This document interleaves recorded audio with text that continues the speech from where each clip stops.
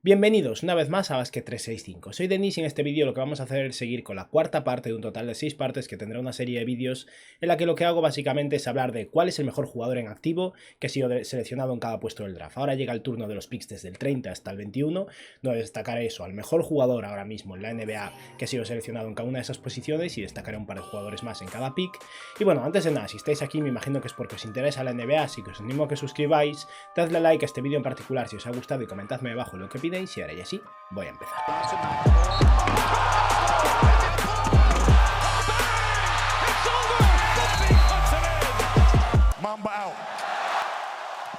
Como siempre, antes de empezar con el tema del vídeo, quiero recordaros que hoy por la noche a las 10:20 hora de España estaré en directo en Twitch para hacer una previa. Todavía no se ha decidido cuál, dado que he puesto la encuesta poco antes de ponerme a grabar este vídeo, pero tendremos esta noche la previa y el análisis del quinto equipo de cara a la próxima temporada. Así que os animo a que os conectéis a Twitch para verlo, tendréis el enlace debajo. Y ahora ya sí, vamos a empezar con el pick número 30, donde el mejor jugador en activo seleccionado en esta posición está bastante claro, dado que es un jugador que realmente está en ese nivel de estrella. Incluso en su momento cumbre hace un año y algo podríamos incluso haberlo llamado superestrella, porque estamos hablando de Jimmy Butler, un jugador que llegó como un especialista defensivo que creo que promedió como 2 puntos por partido en su primera temporada y ha evolucionado un poquillo. En esta última temporada podríamos decir que ha tenido su mejor año, solo que los Miami Heat no estuvieron tan bien, pero aún así Jimmy Butler en 2020-2021 con 31 años de edad promedió casi 34 minutos de juego por partido, 21,5 puntos, 7 rebotes y 7 asistencias, con 2,1 robos por partido, con lo que lideró la NBA en robos por partido, un 50% en tiros de campo y un 86% en tiros libres. Es verdad que Jimmy Butler no tira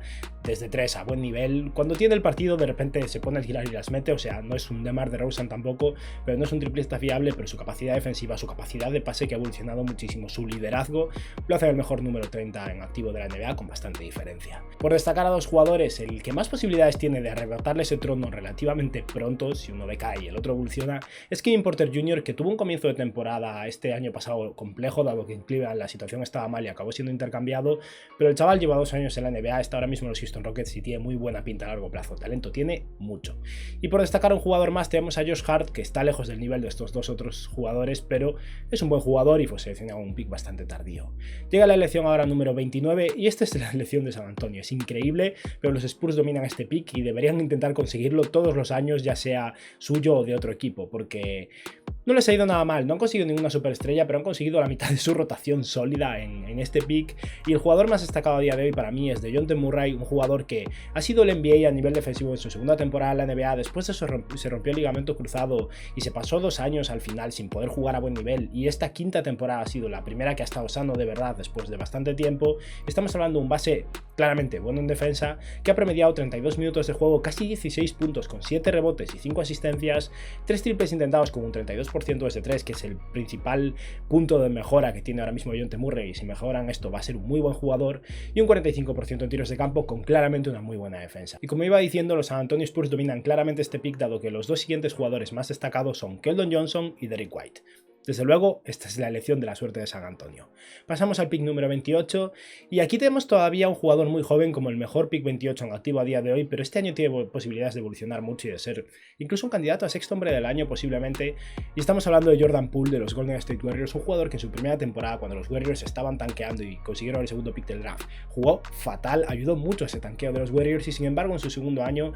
se vio una evolución drástica y pasó a ser un jugador realmente de impacto positivo y que tiene muy buena pinta. Poole solo tiene 22 años y es un escolta de 1,93 m de altura, capaz de tirar de 3 a muy buen nivel, y esta última temporada ha promediado en 19 minutos de juego 12 puntos por partido, que es una bestialidad, con 2 rebotes y 2 asistencias, 5,4 triples intentados, un 43% en tiros de campo y un 35% desde 3. Solo hay otro jugador más al que quiero destacar con este pick 28 y es Jaden McDaniels, el pick del año pasado de los Minnesota Timberwolves, que ya fue bastante bueno en su primera temporada como jugador defensivo, capaz de tirar un poco de 3 en esa posición de ala pivot, y creo que a la larga puede llegar a ser muy bueno. Y luego, ya retrocediendo, un jugador que se ha retirado hace relativamente poco, hace un par de años, una vez más un pick de los San Antonio Spurs, tenemos a Tony Parker, que es uno de los mejores picks 28 de la historia reciente con mucha diferencia.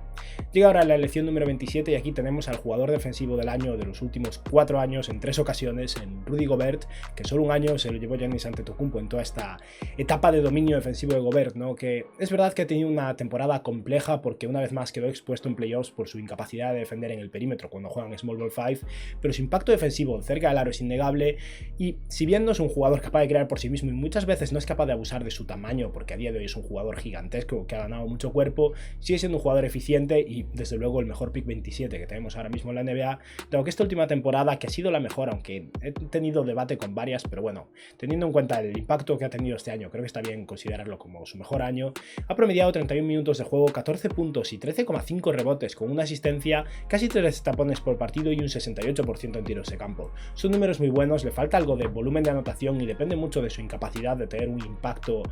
por sí mismo cuando se queda expuesto en el 1 contra 1, pero el impacto defensivo de Rudy Gobert es suficiente para considerarlo como el mejor pick 27, aunque tengamos alternativas como Pascal Siakam, que no es ninguna broma, pero creo que pese a haber tenido una temporada muy buena hace un par de años, haber sido el Star, incluso el NBA, de momento me quedaría con Rudy Gobert. Y ya bajando un poco el nivel tenemos a Bogdan Bogdanovic, que tal vez no sea tan bueno como Siakam o Rudy Gobert, pero sigue siendo un muy buen jugador en la NBA.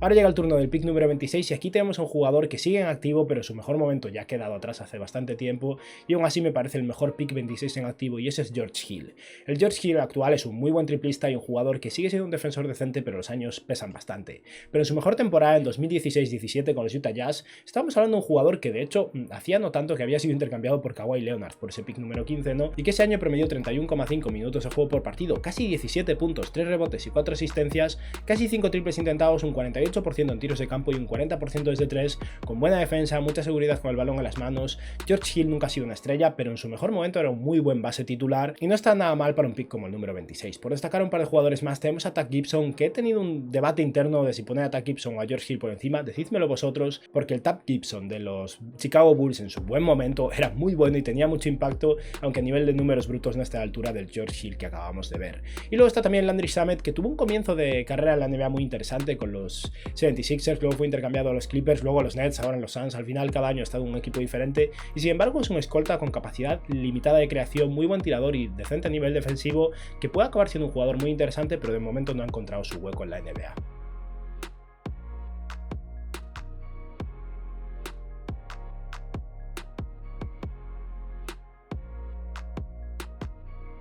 En el pick 25 tenemos una combinación bastante interesante de jugadores que ya han pasado por su mejor momento, jugadores que están ahora mismo en él y jugadores que todavía están esperando a que llegue, pero el mejor pick 25 en activo a día de hoy para mí es Nico Batum, que es verdad, ya no es lo que era y este año los Clippers fue un jugador interesante, pero nada increíble, pero el Nico Batum, bueno de los Hornets, se ganó un contrato gigantesco e inmerecido, pero no tan lejano a la realidad de aquel Batum en aquel momento, porque estábamos hablando de un jugador muy completo y muy bueno. En su mejor temporada los Charlotte Hornets, Batum en 2015-16 promedió 35 minutos de juego, 15 puntos, 6 rebotes y casi 6 asistencias con casi 6 triples intentados, un 43% en tiros de campo y un 35% desde 3, con buena defensa, versatilidad posicional. No era un jugador de 27 millones por partido, pero sí que era un jugador completo, interesante, que tal vez por 18 o 19 millones hubiera sido interesante para muchos equipos. Y luego tenemos a Clint Capela, que por cierto acaba de firmar una extensión hace unas horas con respecto a la fecha de grabación de este vídeo de 2 años y 46 millones de dólares. No voy a hacer un vídeo específico sobre ello. Me parecen excesivos 23 millones por año para Clint Capela durante un par de años, pero con eso los Hawks lo atan durante 4 años y básicamente se aseguran de que van a tener toda la etapa buena de la carrera de Capela. Puede que incluso físicamente esté empezando a decaer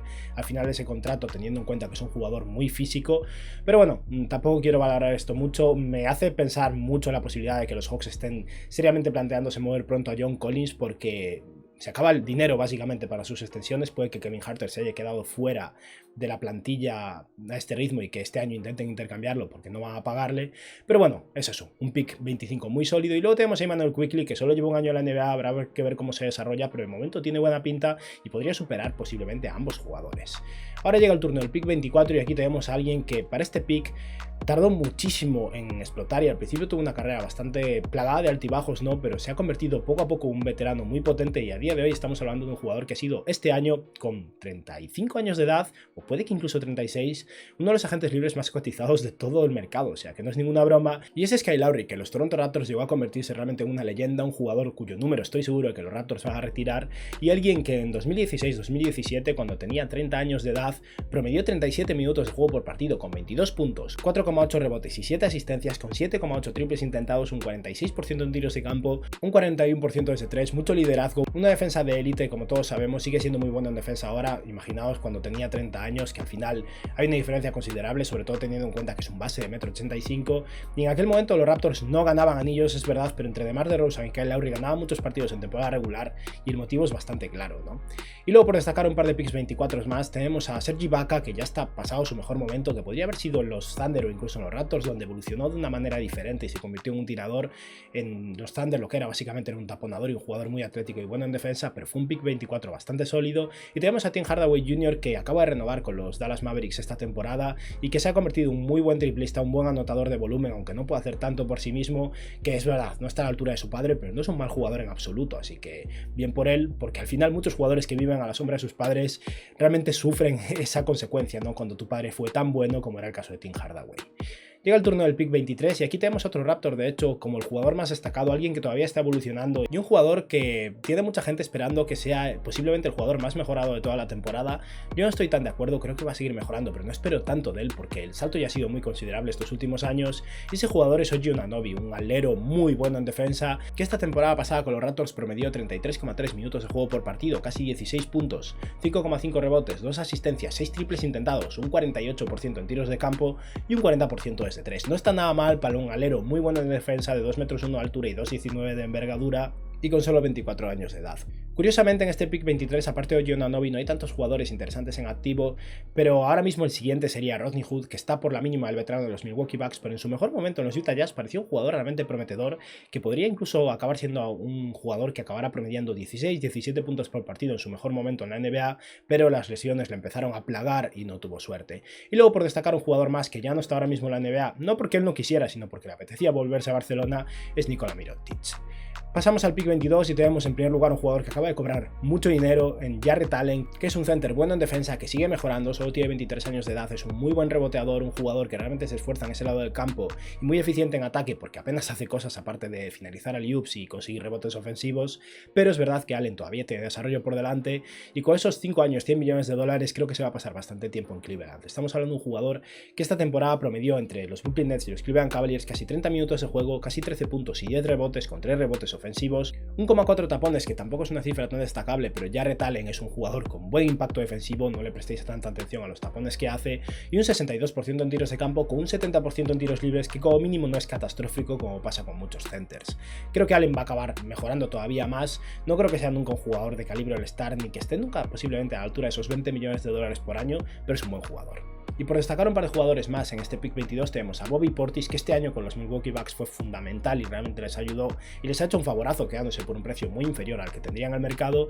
Y luego a Mason Plumlee, que a mí es un center que me parece muy bueno en su rol específico, obviamente. Mason Plumlee me parece uno de los mejores centers suplentes de la NBA o un center titular decente, que ha saltado bastante después de que los Detroit Pistons no estuvieran satisfechos con él y decidieran moverlo, pero ha tenido una carrera bastante longeva y bastante productiva. Y luego llegamos al pick 21 para finalizar este vídeo, donde el mejor pick 21 activo en la NBA hace ya muchos años que ha pasado su mejor momento, dado que estamos hablando de Rajon Rondo, que los Boston Celtics en 2012-2013, un año en el que los Miami Heat de LeBron, Wade y Chris Bosh estaban ganando el anillo, o sea que ya ha pasado bastante, promedió 37 minutos de juego por partido con casi 14 puntos, 5,6 rebotes, 11,1 asistencias por partido, casi 2 robos, un 48% en tiros de campo y un terrible 65% en tiros libres. Ese Rondo ni tiraba de 3 ni tiraba bien tiros libres, pero en aquel momento, antes de empezar realmente a decaer físicamente, era muy bueno en defensa, un playmaker increíble, un jugador que pese a no ser bueno tirando, era capaz de tener un impacto y un all-star en los Boston Celtics. Y si bien el talento decae bastante en este pick 21, tenemos a un par de jugadores que estaban en los Memphis Grizzlies este año pasado, aunque uno ha sido intercambiado a Milwaukee,